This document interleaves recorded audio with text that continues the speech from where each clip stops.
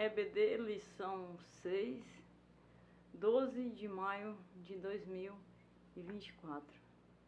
Jesus salvou-me do mundo, Ele é tão doce pra mim.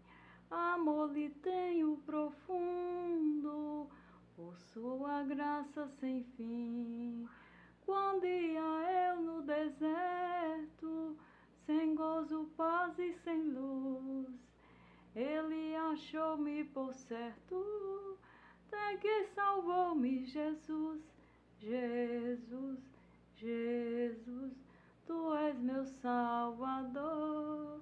Jesus, Jesus, só Teu serei, Senhor, na senda muito verdadeira. Guia-me em Tuas mãos, ao fim da minha carreira receberei galardão. Jesus de Saron é a rosa, lírio suave é pra mim. Ele é a rocha preciosa, que me dá gozo sem fim. É da manhã a estrela, na noite escura sem luz. Tenho doçura em vê-la, pois ela é meu Jesus. Jesus, Jesus, Tu és meu Salvador.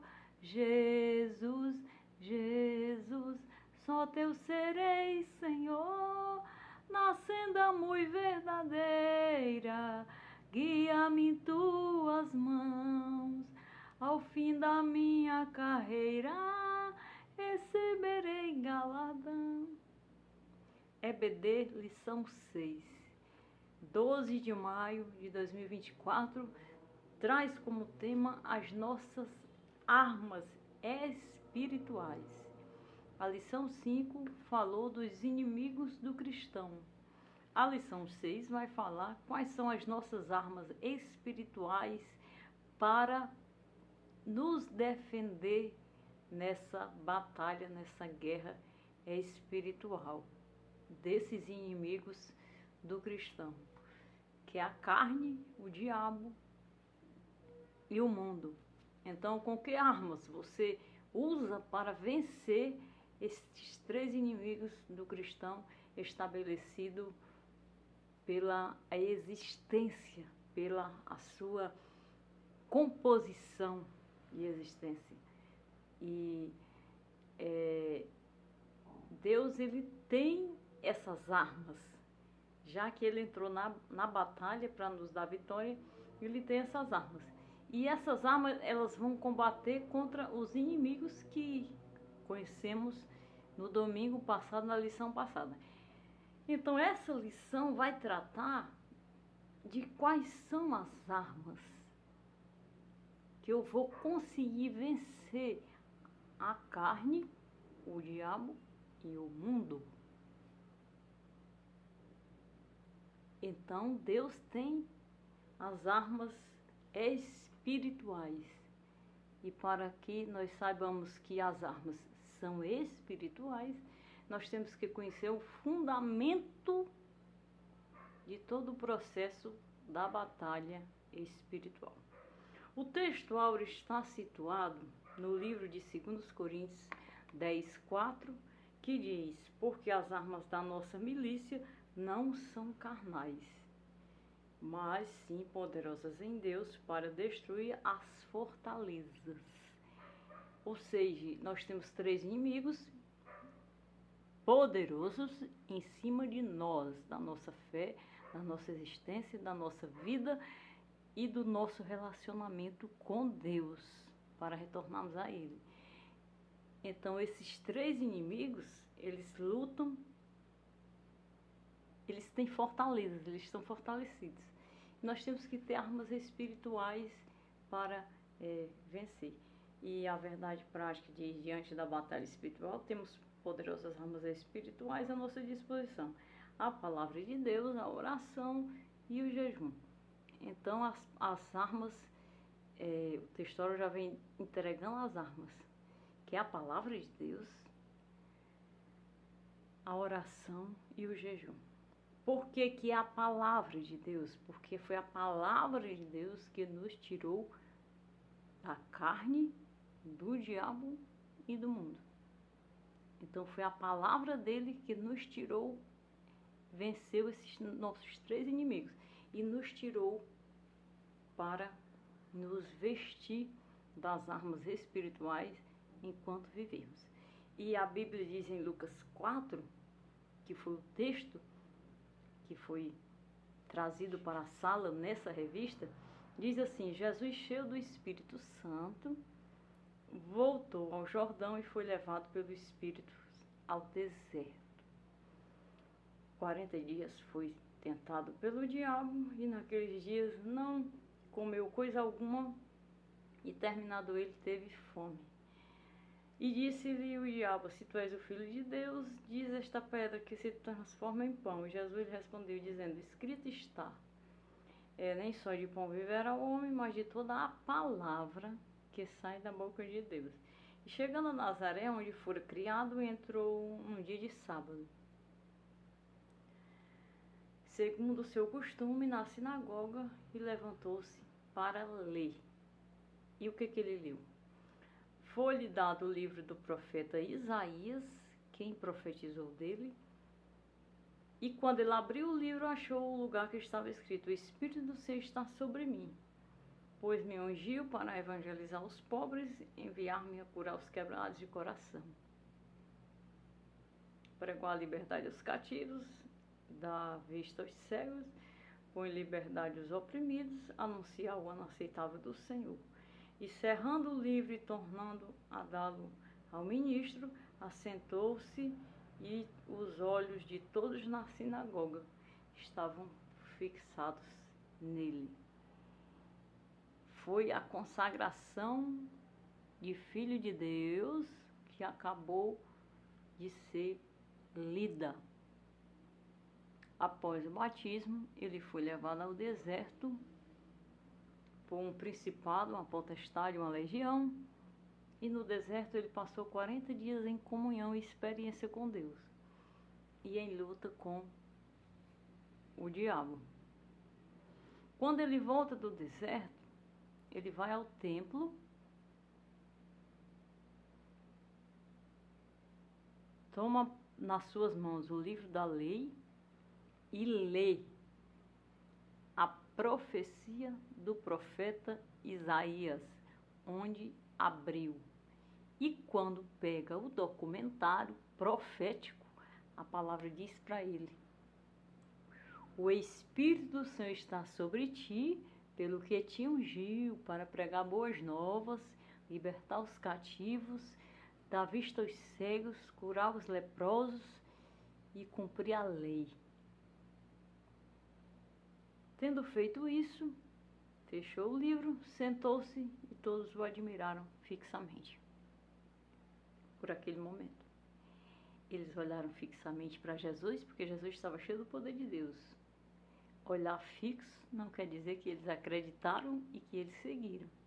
Eles simplesmente olharam fixo, porque ele tinha pego o documentário dele.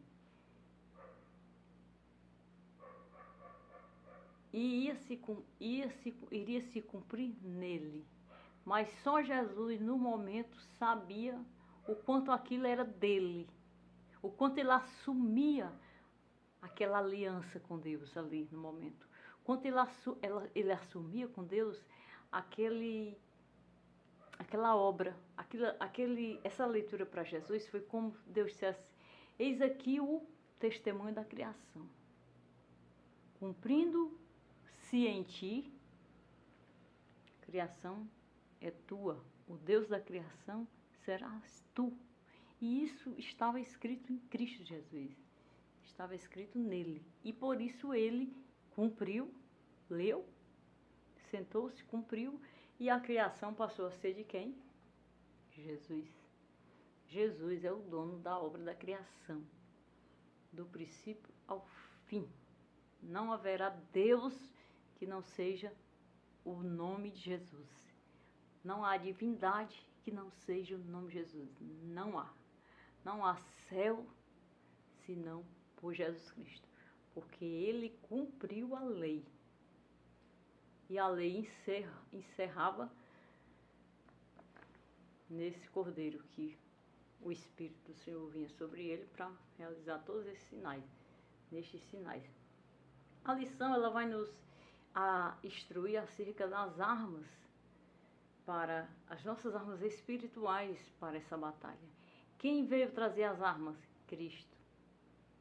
Até Cristo não havia batalha individual. A batalha era coletiva.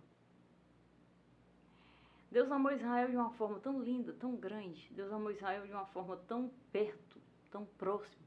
Deus e Israel, Deus e o povo, era como se fosse um corpo só. Todo o amor de Deus foi inclinado a Israel. Aquele momento era tão valioso, aquelas alianças, aqueles conceitos, tinham um valor tão grande, aqueles holocaustos, que quando Cristo veio, ele encerrou tudo isso. Mas Israel era a amada.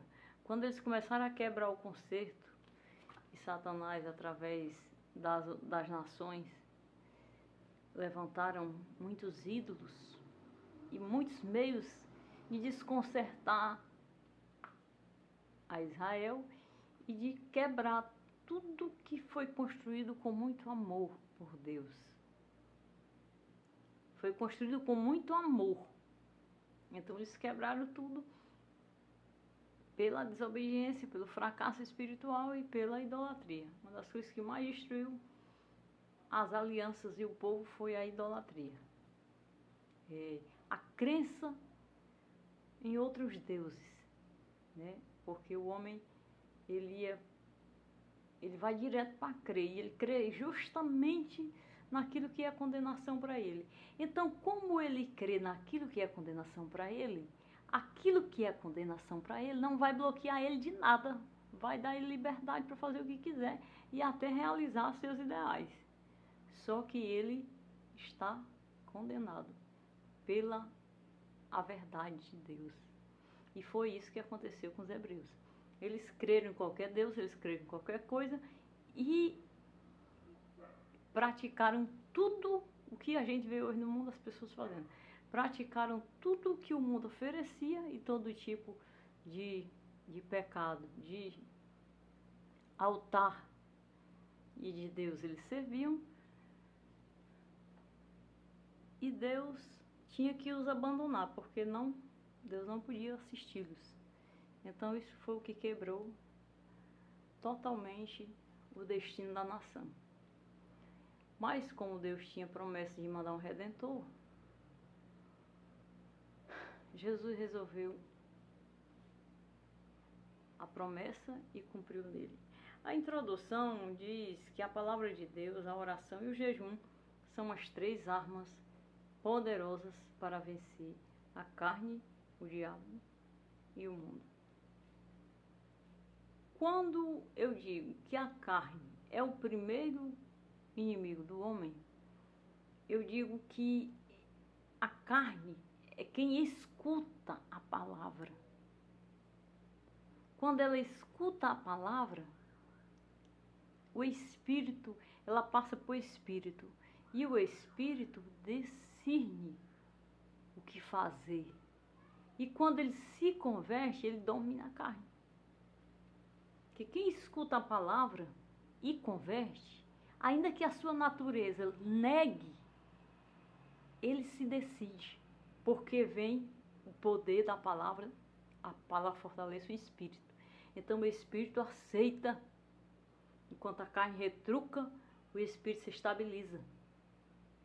Por essa razão, a palavra é a primeira arma espiritual para derrotar a carne. Às vezes a carne sofrendo, o Espírito clamando, pedindo Deus, e a carne não dá, não deixa, não vence. A carne, o Espírito não vence a carne. Então, a palavra, quando dá poder ao Espírito de vencer a carne a pessoa se entrega, se rende, se humilha e Deus vai, executa a salvação, o conserto, a aliança e passa a ser o Senhor da situação. E aí vem a oração e o jejum, que é a parte espiritual de comunhão com Deus, Pai, Filho e Espírito Santo.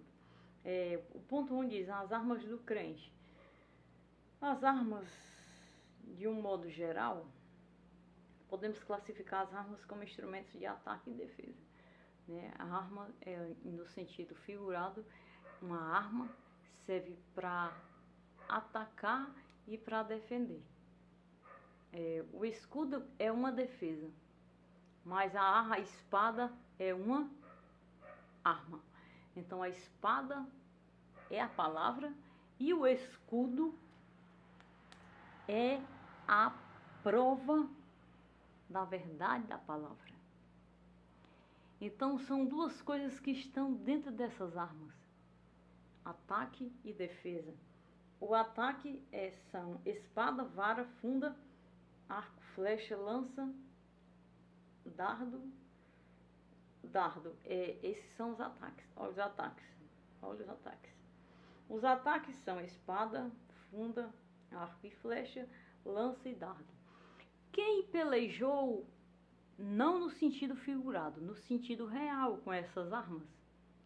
O povo antes de Cristo defendia-se com essas armas. Essas armas eram usadas antes de Cristo. Essa era a defesa do povo quando saía para a guerra. Eles levavam espada de ferro, eles levavam vara, funda, arco e flecha, lança e dado, até Cristo. A defesa da guerra espiritual, porque a guerra espiritual era contra um povo santo, um povo escolhido, um povo separado. Depois de Cristo, aí passou o que ser? Quais são as defesas? Entre as defesas: escudo, capacete, couraça e caneleira. Essas 4 defesas, escudo, capacete, couraça e caneleira, são espirituais. Aí em Cristo já é figurado. Em Cristo já é figurado. Em Cristo, o escudo é a verdade que ele cumpriu. O capacete é a proteção do entendimento da palavra. É a cabeça e o entendimento que traz a tradução e a verdade da palavra. O capacete da salvação é a convenção do Espírito na palavra. Porque pela palavra ele trouxe o Cristo. Em sacrifício vivo, ele foi crucificado. Mas pela palavra, o sangue dele transformou, libertou e sarou. Pela palavra, ele curou cegos, ressuscitou mortos, curou leprosos, curou paralítico, curou toda a estatura de homem e de deficiência e de lepra. E após morrer, a palavra cumpriu nele, morreu, ressuscitou. Então, esse é o capacete. O capacete é a verdade da palavra. A couraça é a proteção que essa verdade vai trazer. E a caneleira é a firmeza que essa verdade patrocina para uma vida espiritual. Então já não é mais com lança, com flecha, com arco que nós entramos na continuidade da guerra do povo santo. Agora é com a verdade que Cristo cumpriu que nós entramos e somos os filhos da promessa, o povo santo que guerreia com armas espirituais. Porque passou de físico para espírito? Porque Cristo veio, cumpriu a lei. O corpo foi morto, foi crucificado pelo seu próprio povo. E ali naquela crucificação ele virou o Cordeiro de Deus. E o sangue dele deu poder para entrar o Espírito e nascer o novo homem. E a partir de que fala-se de Jesus, que aceita-se a Jesus, nasce o o novo homem. O homem que nasce é novo no espírito. Aí ele vem com capacete, quando ele falar de Deus e da palavra que Deus veio por Israel, ele apresenta toda a defesa com que Cristo vem trazendo. Ele apresenta ele vem com capacete, com a cabeça protegida, para que não se embarace com a verdade. Em Cristo Jesus, ele vem com a couraça e ele vem com a caneleira, a firmeza que tudo isso patrocina para dar a ele o novo homem, o homem interior, o homem que vence a carne, o homem que vence o mundo, o homem que vence o pecado e o homem que vence o diabo. Então, essas são as armas. As armas espirituais vincularam-se a partir de Cristo. Ninguém que possa ter Jesus pode estar como vivendo ou vendo ele pelos olhos da lei, pelejando com espada, com arco, com flechas, né, ou com todas as armas humanas. Ele entra no padrão espiritual, no padrão de perdão, de entendimento, de sabedoria e de conhecimento, porque não podemos jamais seguirmos ao Senhor e termos armas espirituais se nós não conhecemos a verdade da palavra de Deus.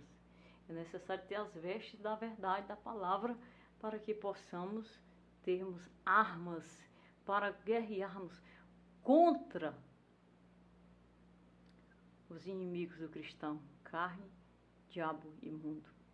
Eles vão querer, eles vão vir com tudo para desvincular o que é impossível eles desvincular, eles apagarem. Às vezes que Jerusalém foi destruída, foi a luta contra a verdade, essa verdade que faz o homem nascer e lhe dá poder e armas espirituais. Foi tentando vencer a verdade.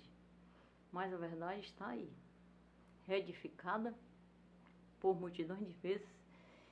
E assim a vida do cristão, por mais que ele seja abatido, quebrado, ele estando em Cristo e nascendo em Jesus, ele se tornará reedificado em Deus. Por maior que seja a luta, por maior que tentem destruí-lo, ele sendo verdadeiro e ele sendo filho de Deus, nascido, perdoado, lavado e remido, não há arma forjada, palavra maldita, não tem ferramenta que destrua ele limpo na verdade de Deus. Não há. Por mais que tentem, ele vai se erguer. Vem as armas. Bem como pelo exército de Israel, com a diferença de que era instalado a colocar a sua confiança no Senhor. A confiança, as armas dos exércitos de Israel era uma, as armas dos exércitos do Espírito hoje é outra.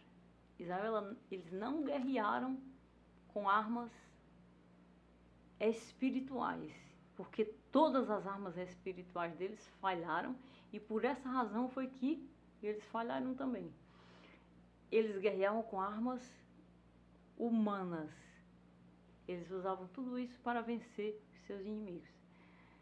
Mas não venceram de se embaraçarem com as nações vizinhas, porque eles foram um povo que saíram do Egito e levaram na configuração da vossa pessoa, da vossa personalidade, os costumes maléficos do Egito. E por mais que Deus estabelecesse lei, padrão de existência, temor, limite, sacerdócio, juiz, profeta, eles não se apartavam dos costumes que adquiriram, e por mais que Deus exortasse, porque nós sabemos hoje que eles tinham costumes egípcios que prejudicou a geração de vossos filhos e que prejudicou o culto e o concerto de santificação. Nós sabemos porque Deus falava através dos profetas que uma das maiores maldades, uma das maiores lepras deles era o costume da idolatria do Egito que eles ainda traziam na bagagem. E isso era o que tinha quebrado diversas alianças e tinha levado o povo para o cativeiro. Até que chegou um tempo que eles foram vencidos. Então eles ficaram dispersos, né? E Deus precisou passar o povo num grande aperto, num grande estreito no cativeiro de Babilônia, né? Aquele cativeiro ali, Deus pegou o povo e saqueou de uma forma muito forte, muito dura, né? Passou ali numa moinha, e aqueles que foram aprovados por Deus, que passaram, porque quando você lê, você diz, ninguém suportou tal coisa. Os que passaram com o profeta foram para a fila e para a lista dos que voltariam para Jerusalém. Estes voltaram para Jerusalém, edificaram os muros com Neemias. Então aquele exército ali já foi preparado por Deus para o retorno do povo. E essas armas eram, no profeta era espiritual. E eles guerreavam com armas humanas, né? Mas em Cristo Jesus já foi resolvido todo o derramamento de sangue. Porque eles mataram o próprio Filho de Deus. Matar um profeta, o sangue clamaria. A nação perdeu o reino, desabou. Mas quando tocou no filho e matou o filho, aí a nação realmente se matou. Não deu mais para segurar conserto nem reconciliação. E aí Deus rasga para Israel, Deus, a salvação, e abre para todos o que crê no seu filho.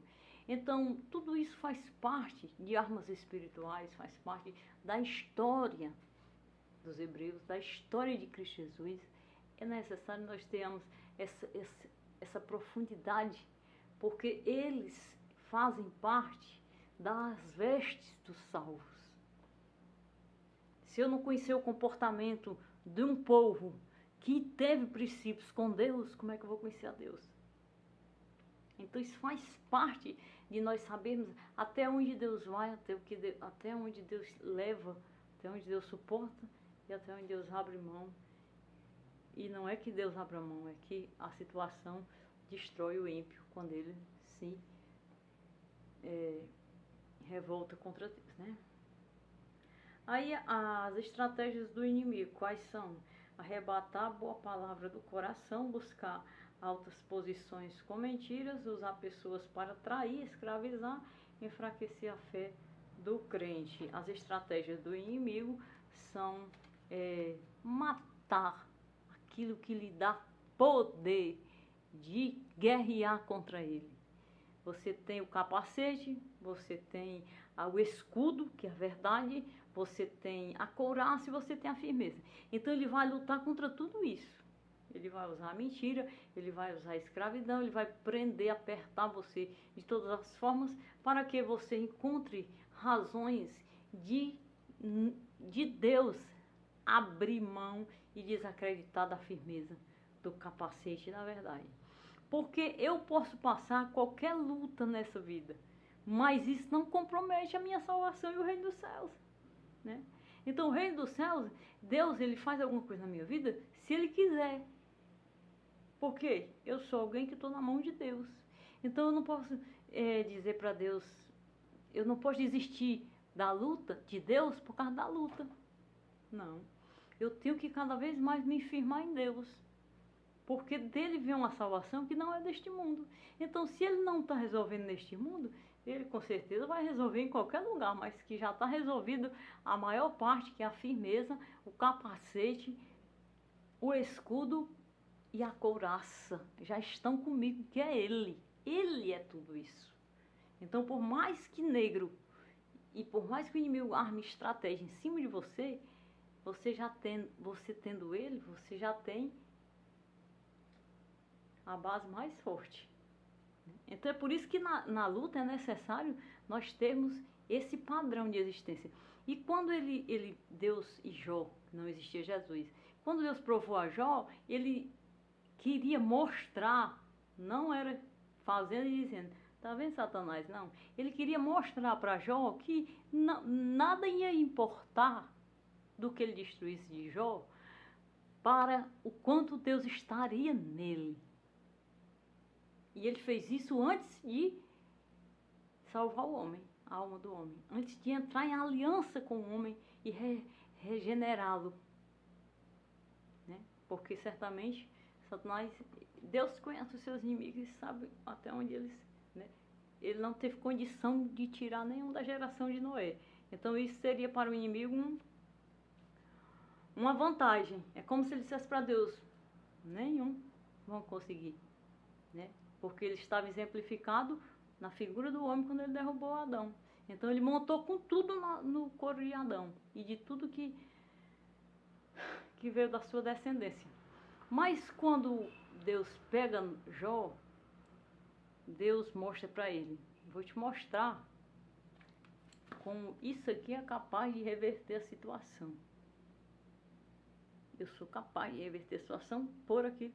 E fez ele passar por tudo isso. E é por essa razão que qualquer estratégia não subsistirá às armas que Deus nos outorga. Aí vem o chefe de toda a força do mal. O apóstolo Paulo escreve claramente que o diabo é o chefe de todos os poderes das trevas.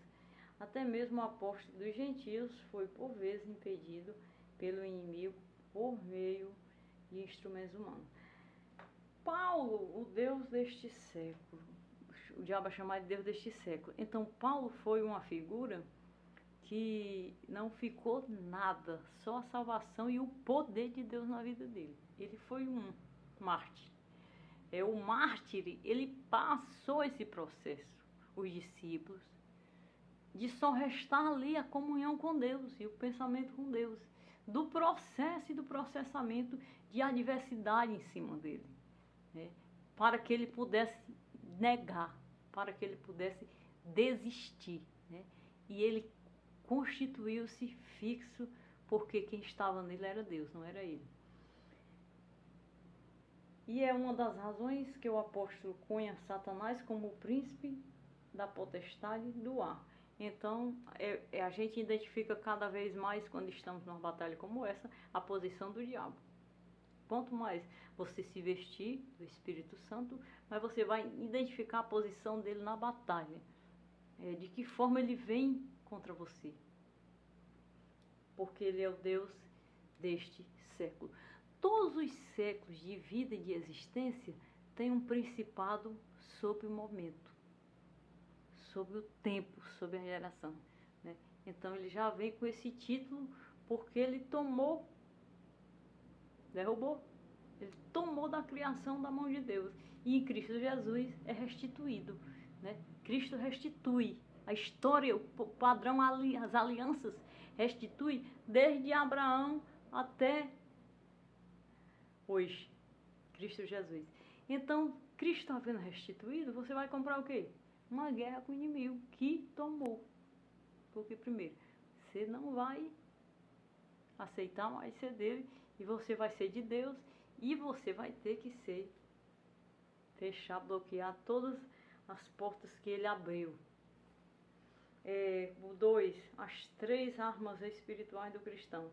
3 armas aqui na lição 6 declarada. Quais são? A palavra, a oração e o jejum.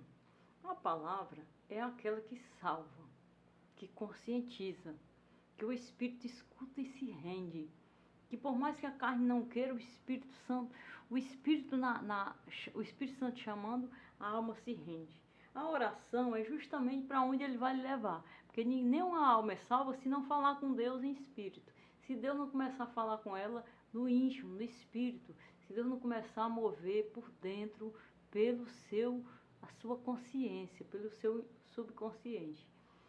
A partir dali, da consciência, é que Deus encontra a alma do homem e começa a tratar. Nasce ali a oração.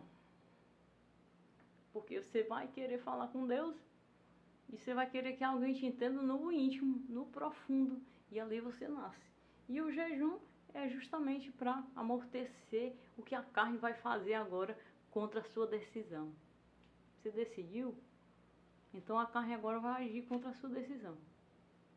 Ela vai apresentar diversas enfermidades, diversas carências, diversos bloqueios e vai lutar contra você até tirar você em todos os sentidos, né? Então é necessário você realmente ir devagar, ir com calma e queimando etapas, digamos, vamos falar assim, queimando etapas de...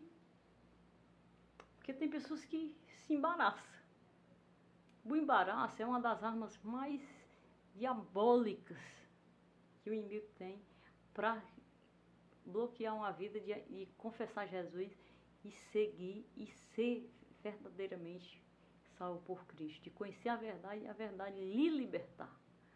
É o embaraço. O embaraço é a ilusão. Então ela pode estar no subconsciente. Porque nós temos a verdade como plena e como base, que é Cristo Jesus, para nos dar armas verdadeiras, capacete, escudo, caneleira e couraça. Isso não tem como abrir mão, está provado, está escrito e aprovado. Então, qualquer que vier contra é embaraço. Então, até no subconsciente ele age no embaraço de que não é. Mas nada que venha contra pode intervir a verdade. A verdade é algo que não tem quem possa desvincular, por mais que lute. Se ele cravar a verdade hoje, amanhã ela vai se levantar. Porque o que está escrito e cumprido é a verdade. Então o que pode ainda enganar é o embaraço. O embaraço é a fragilidade da personalidade, a quebra da confiança na verdade e a quebra da vontade de querer a verdade. Conhecereis a verdade e a verdade vos libertará. A verdade liberta para crer na verdade e buscar a verdade. A verdade não liberta para você fazer o que você quer, para você viver a seu bel prazer, não. Ele liberta para você correr atrás da verdade, porque é ela que vai lhe salvar.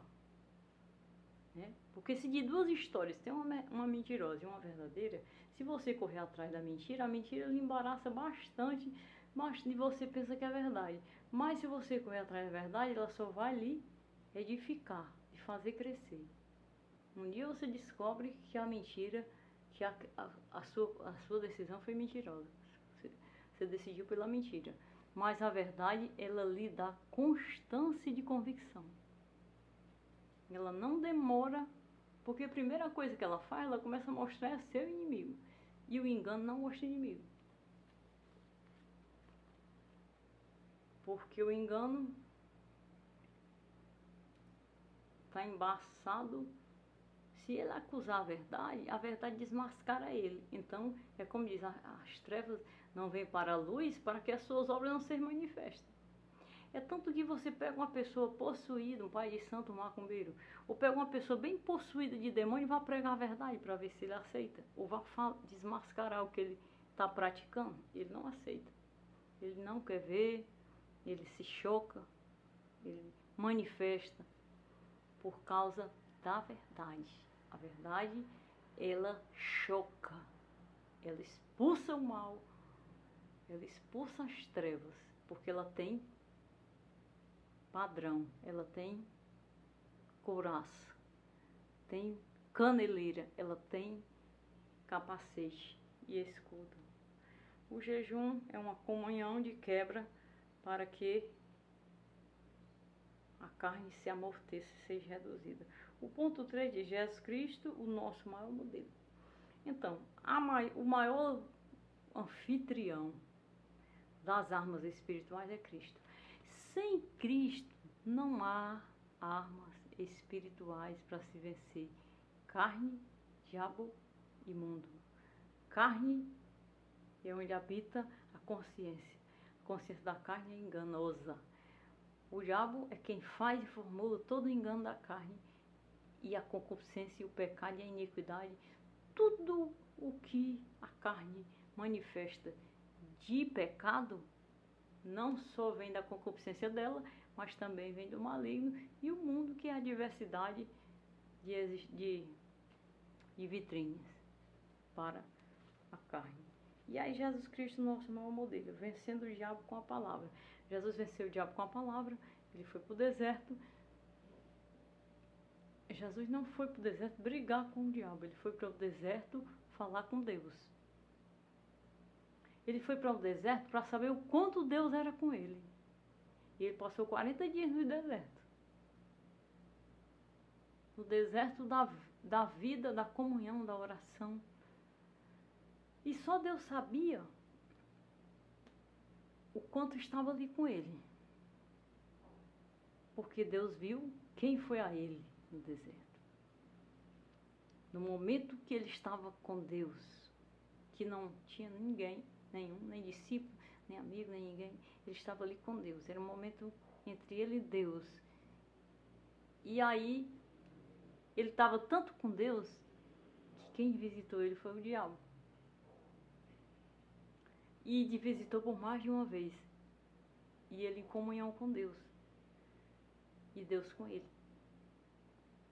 E aí ele venceu. Venceu com a palavra. A palavra que já vinha na verdade. Não foi uma palavra, um conto, uma profecia que não deu certo, que aí Jesus Cristo consertou, não. Foi a verdade que já vinha se graduando. Já vinha de degraus. Ele venceu com o que já estava cumprido.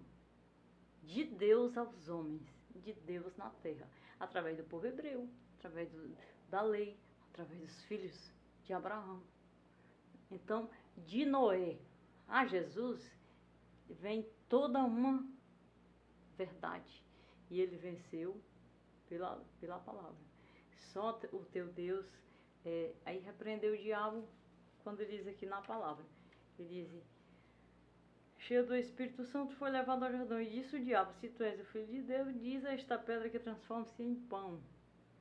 E Jesus lhe respondeu, dizendo, escrita está, que nem só de pão viverá o homem, mas de toda a palavra que sai da boca de Deus. Então ali talvez ele quisesse o primeiro milagre de Jesus, mas não foi. O primeiro milagre de Jesus foi em Caná da Galileia. E aí ele queria a primazia. Se tu és o Filho de Deus, transforma estas pedras em pães. Porque Jesus estava em comunhão. E aí Jesus Cristo na palavra dizia, nem só de pão viverá o homem, mas de toda a palavra que sai da boca de Deus. Com pão ou sem pão, se Deus estiver com o homem, ele permanecerá vivo, ele estará vivo. Então, essa batalha toda travada entre Deus e o diabo, ali em Cristo Jesus, durou 40 dias. Ele não conversou muito, ele só usou a palavra. E ele estava se revestindo do poder de Deus para ser apresentado quem? Aquele que ele ia vencer, ao inimigo. Comunhão com Deus, sendo apresentado. E aí Jesus o venceu pela palavra. É necessário ter a palavra.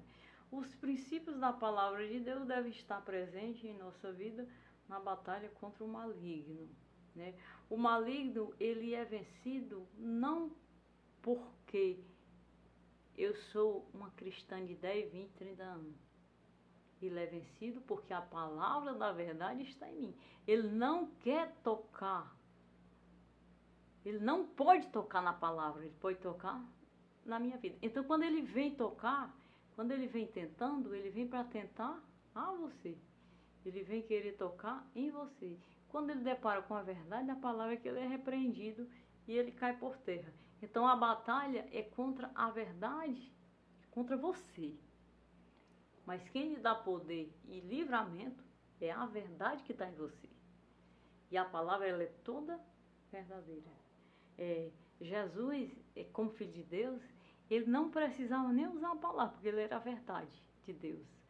Mas foi a palavra da verdade que o compôs, que o gerou, que o trouxe ao momento ali agora, foi a palavra de Deus. Então ele não usou de, eu sou filho de Deus, né? e repreendeu. Não, ele usou a palavra. Ele era a palavra. E nem assim se gloriou. Pela palavra, ele usou para destruir aos inimigos. E quando a palavra está em você, é ela que vai expulsar aquilo que vem contra você. O 2, vivendo em oração. O evangelista Lucas mostra que Jesus se retirava para os lugares do deserto para orar. Jesus, ele ia para o deserto para orar. Quando ele foi para o deserto, ele foi para ficar sozinho, para orar. Era um momento que ele precisava conversar com Deus. É um momento que ele precisava de ouvir a Deus em todos os aspectos da comunhão, né? Então foi um momento de consagração. É tanto que quando ele encerra esse momento, e porque ele foi afrontado, ele vai para o templo e lê a passagem de Isaías. Então era uma característica dele. O que ele tinha, ele não podia partilhar com nenhum, porque ele estava cumprindo o que estava ali. E o que estava ali não servia mais. Tinha que ser tirado e colocado uma nova aliança, um novo povo. Tudo tinha que ser novo. Ele sofreu demais. Porque ele fundou tudo novo. Ele fez tudo novo. Ele não fez tudo de novo, ele fez tudo novo. E o que vinha, já vinha, apesar de tudo, era o que destruía o inimigo. Porque vinha. Porque era a promessa, porque estava estabelecido. Então ele renovou tudo. E ainda se colocou no altar. Então, por essa razão, é que ele se ausentava para orar. Que o seu discípulo amado, por mais comunhão e amor que tivesse, eles não podiam tirar ou entrar nessa sala do trono da comunhão, da oração. Então ele se retirava para orar e falar com Deus, para ver tudo o que ia acontecer, para ver como Deus ia tratar todas as coisas, para sentir a Deus e a onisciência de Deus, para receber e ver tudo que Deus estava entregue a ele, né? Certamente quando ele se ausentava para orar no deserto, ele via que ele tinha poder de construir um mar, se estendesse a mão. Ele tinha poder de construir uma mansão, se estendesse a mão. Ele tinha poder de formar uma família, se estendesse a mão. Ele tinha poder de fazer de Jerusalém um trono, uma glória. Ele tinha poder de tudo, né? Então, como ele tinha poder de dar vista aos cegos, ele teve poder de pegar o paralítico sem mão e gerar a mão na hora, de distorcer o paralítico todo e fazer ele um homem perfeito, de curar a lepra do leproso. Então aquele poder, ele via tudo no deserto, ele vivenciava, né?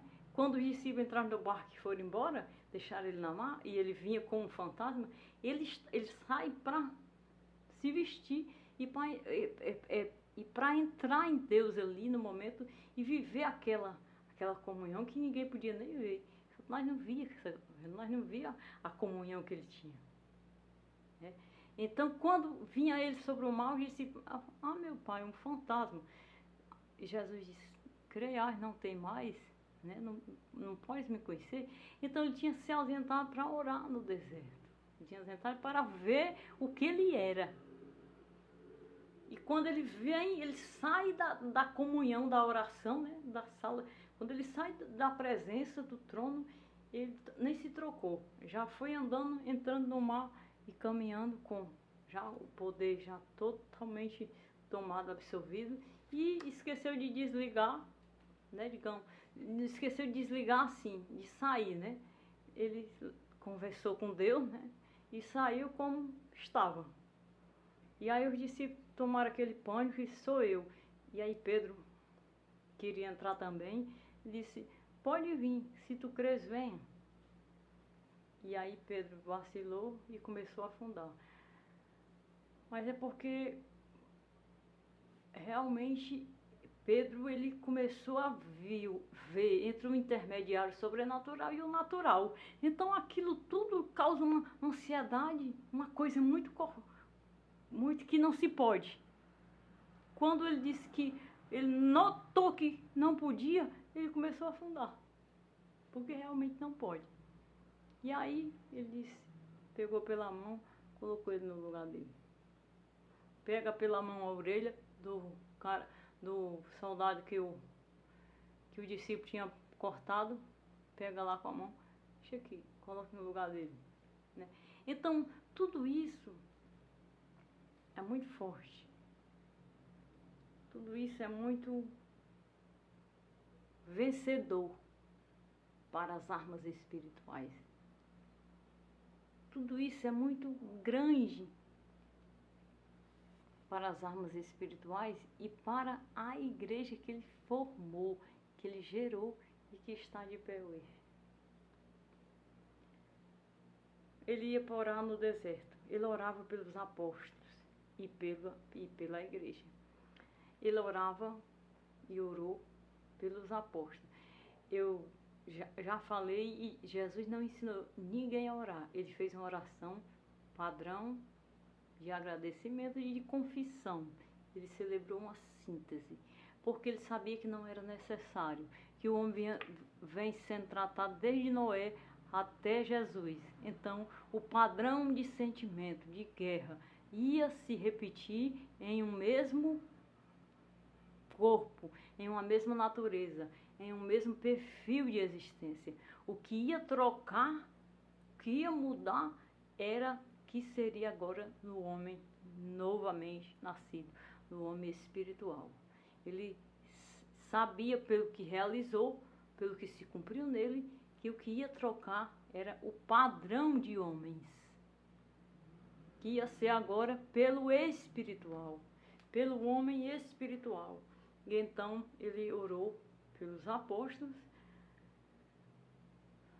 e orou pelos discípulos, orou pela igreja, fundou a igreja do Senhor, disse: Tu és Pedro, sobre esta pedra edificarei a minha igreja e as portas do inferno não prevalecerão.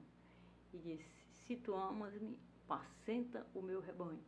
E disse mais uma vez, aquela reprise era a unção e a chamada com que ele ia solicitar de todos que a eles chegassem para serem pastores de rebanho, para serem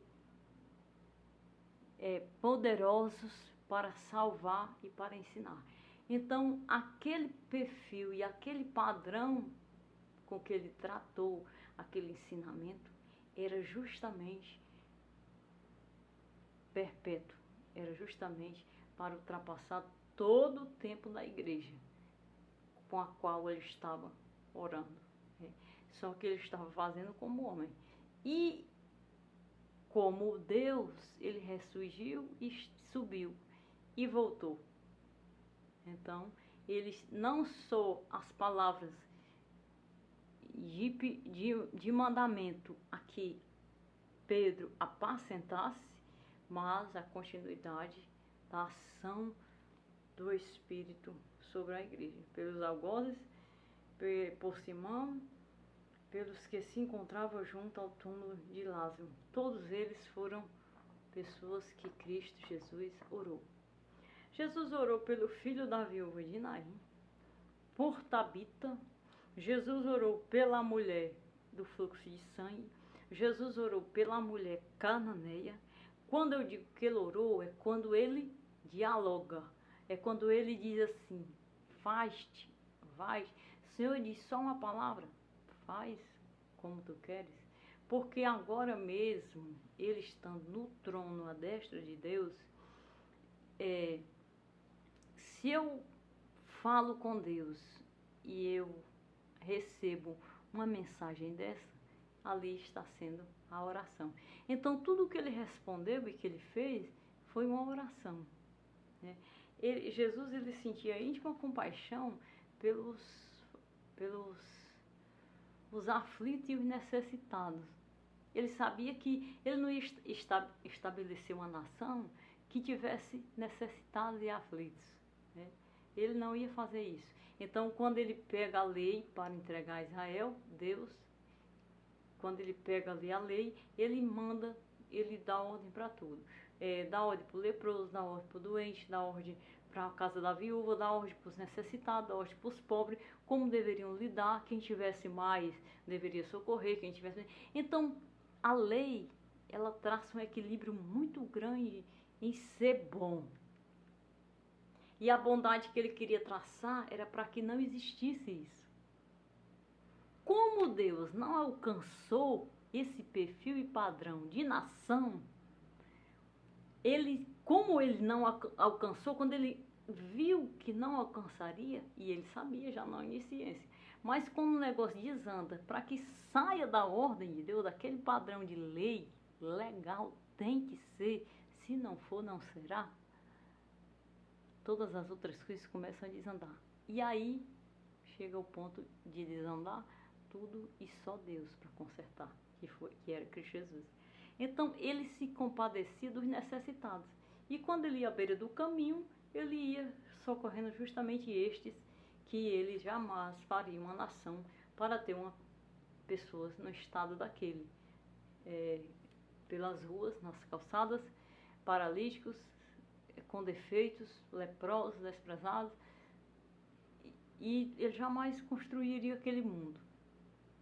Então ele veio salvar o homem interior e fazer nascer para que quando ele consumasse e levasse para a sua glória, todos fossem administrados em saúde, em paz e em vida eterna. Mas o padrão, desde o princípio, era que não existissem pessoas nesse estado. Mas Deus teve que trocar a lei pela sua essência dentro do homem. Porque aí ele via que precisava salvar era o que estava dentro do homem. Porque se quem estava no conselho sacerdotal estava bem, ele ia chegar a um ponto, e descreveu dos profetas, e os reinos foram todos desconcertados, ele ia chegar a um ponto de estabelecer o seu padrão e o seu trono através do sacerdócio, que era a lei. E os necessitados serem apenas as margens de um povo, de um culto, de um templo, né? Até o paralítico da Porta Formosa que pediu esmola e foi curado pelo discípulo, pelo apóstolo, né?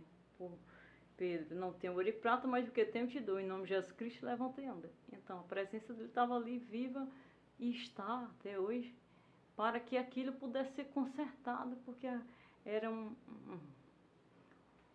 resultado que feria a Deus, que Deus tinha Israel como alguém que realmente fosse seu, estivesse diante dele mesmo como